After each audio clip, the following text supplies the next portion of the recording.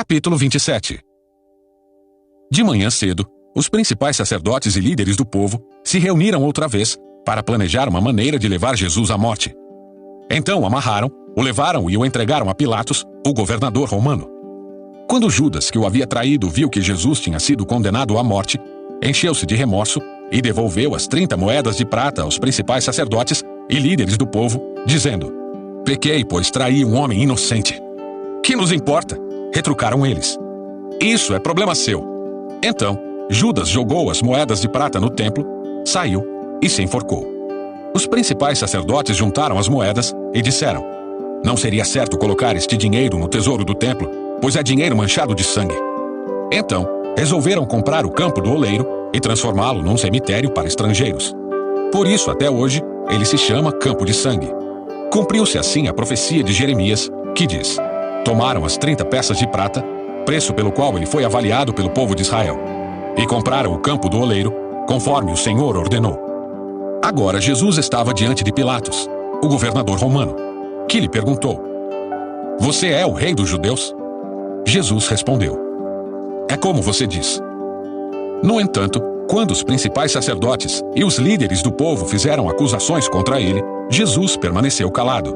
Então Pilatos perguntou: "Você não ouve essas acusações que fazem contra você?" Mas, para surpresa do governador, Jesus nada disse. A cada ano, durante a festa da Páscoa, era costume do governador libertar um prisioneiro, qualquer um que a multidão escolhesse. Nesse ano, havia um prisioneiro famoso por sua maldade, chamado Barrabás. Quando a multidão se reuniu diante de Pilatos naquela manhã, ele perguntou: "Quem vocês querem que eu solte? Barrabás ou Jesus, chamado Cristo?" Pois ele sabia muito bem que os líderes religiosos judeus tinham prendido Jesus por inveja.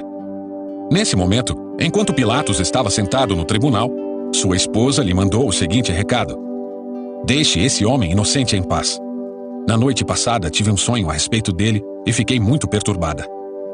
Enquanto isso, os principais sacerdotes e os líderes do povo convenceram a multidão a pedir que Barrabás fosse solto e Jesus executado. Então o governador perguntou outra vez: "Qual dos dois vocês querem que eu lhe solte?" A multidão gritou em resposta: "Barrabás."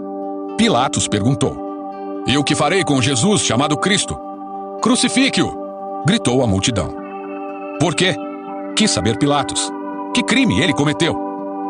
Mas a multidão gritou ainda mais alto: "Crucifique-o!" Pilatos viu que de nada adiantava insistir e que um tumulto se iniciava. Assim, mandou buscar uma bacia com água, lavou as mãos diante da multidão e disse: "Estou inocente do sangue deste homem. A responsabilidade é de vocês."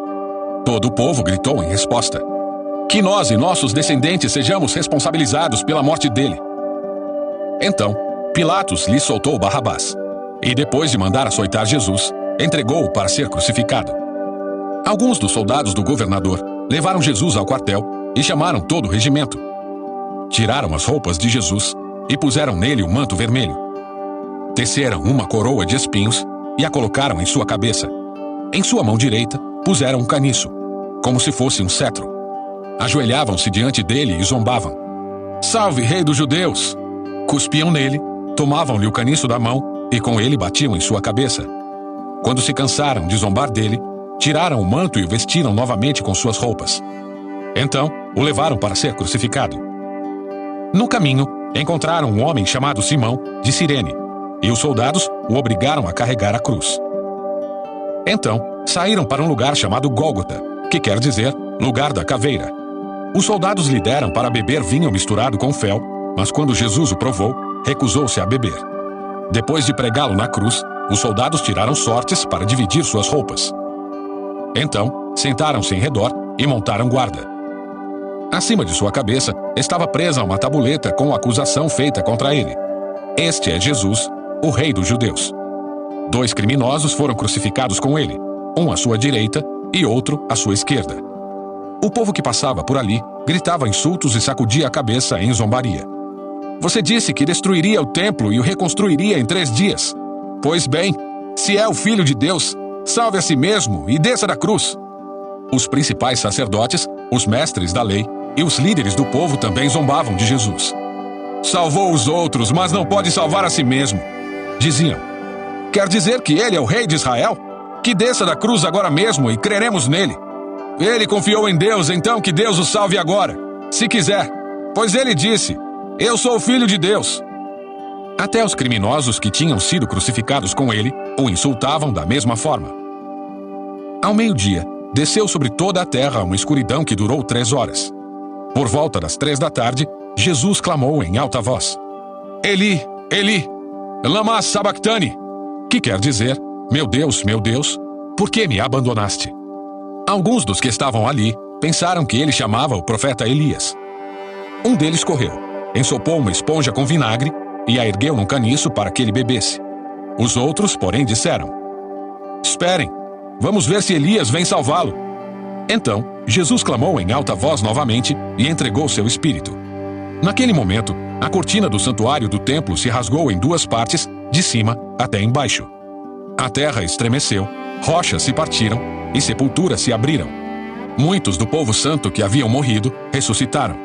Saíram do cemitério depois da ressurreição de Jesus, entraram na cidade santa de Jerusalém e apareceram a muita gente. O oficial romano e outros soldados que vigiavam Jesus ficaram aterrorizados com o terremoto e com tudo o que havia acontecido, e disseram: este homem era verdadeiramente o Filho de Deus. Muitas mulheres que tinham vindo da Galiléia com Jesus para servi-lo olhavam de longe. Entre elas estavam Maria Madalena, Maria, mãe de Tiago e José, e a mãe dos filhos de Zebedeu. Ao entardecer, José, um homem rico de Arimateia, que tinha se tornado seguidor de Jesus, foi a Pilatos e pediu o corpo de Jesus. Pilatos ordenou que lhe entregassem o corpo. José tomou o corpo e o envolveu num lençol limpo, feito de linho, e o colocou num túmulo novo de sua propriedade, escavado na rocha. Então rolou uma grande pedra na entrada do túmulo e foi embora.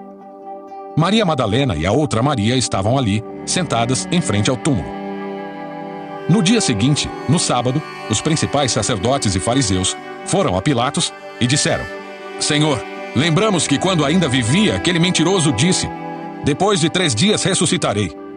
Por isso pedimos que lacre o túmulo até o 3º dia. Isso impedirá que seus discípulos roubem o corpo e depois digam a todos que ele ressuscitou. Se isso acontecer, estaremos em pior situação que antes. Pilatos respondeu: levem soldados e guardem o túmulo como acharem melhor. Então, eles lacraram o túmulo e puseram guardas para protegê-lo.